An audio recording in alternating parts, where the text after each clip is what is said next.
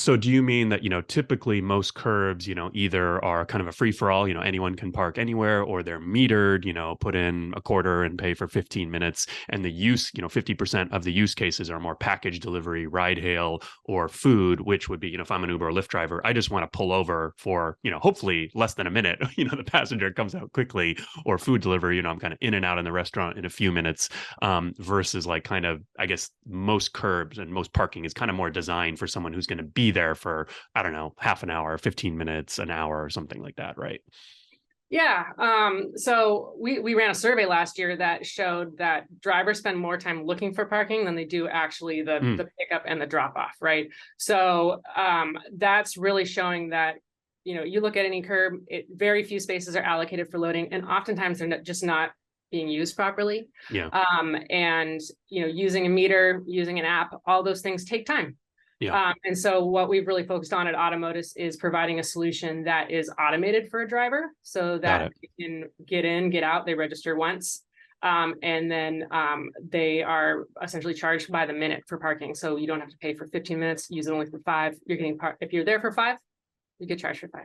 So very cool. Very cool. All right. Well, that's a perfect segue into how Automotus is tackling this challenge. So it sounds like you guys have an app, and I guess give us the quick pitch on Automotus and, sort of the overall company and, some of the mission there. And I guess we can dive into sort of the app and the tools and solutions you guys are using to solve these challenges that we've, laid out so far.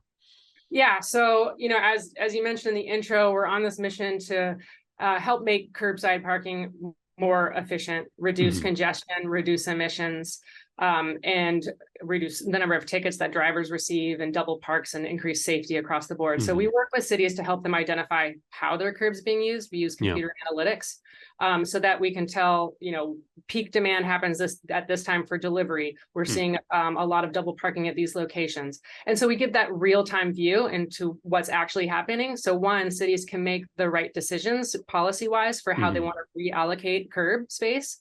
And then 2, we do automated solutions. So we automate parking at the curb through smart loading zones. And essentially those zones are pay by the minute zones that have a graduated rate in most cases, so that the longer you're there, the more you're paying per minute. And that really incentivizes that turnover so that those locations are being used, what I would call it properly. So you'll have higher turnover, less double parking.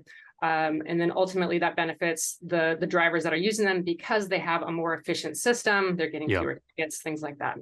Yeah, no, I like that a lot. And actually, it kind of reminds me of when I go to charge my Tesla. Once you're done charging, if you leave your car there, they start charging you, like 5 or 10 times the amount because obviously you're done and they want you out of there. So I think that concept and those incentives make a lot of sense. And so I think this is a challenge that, what I like about the problem that you're solving is this is actually, a big issue for gig workers, but I also feel like for just normal people driving, normal people walking, like this kind of affects everyone, right? I think the stat you mentioned, right, about people, drivers specifically spending more time looking for parking than picking up and dropping off. Like obviously as a driver, especially here in Los Angeles, I've looked for parking.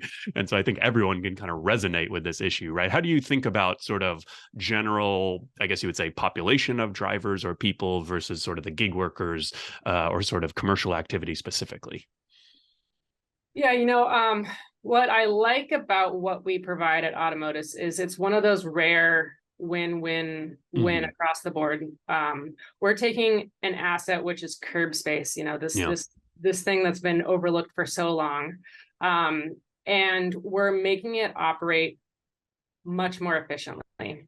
Yeah. And that's a benefit for any driver, a gig driver, a delivery driver, somebody going to work, because you have less congestion. If you're a cyclist or a vulnerable user on the street, you have less double parked vehicles. It's a safer situation for everybody. You have less damage to your vehicle, double parked.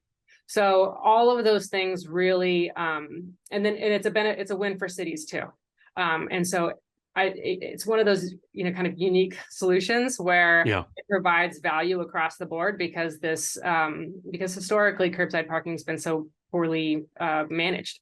Yeah, no, I think that's a good point. And cyclists, I think, are kind of a good example of where you might not immediately think of them as a huge beneficiary here. But I know on Twitter, I see a lot of, I don't know what it's called, bicycle Twitter or something, but everyone who likes biking, I follow a bunch of them. And, I always see them complaining about, delivery vans blocking bike lanes. And I totally empathize with that. But at the same time, I understand as a delivery driver or a ride hail driver, like I got to pick up, I got to drop off. There's nowhere to do it. The passenger wants to be, dropped off right in front of the building. And if I don't do it, or I don't know how to sort of, gently pull around the block, right, they might leave me a low rating. So I do feel like, even cyclists, right, like kind of would potentially benefit from something like this really greatly, because this is like a huge safety issue, with people, opening car doors into bike lanes and things like that, right?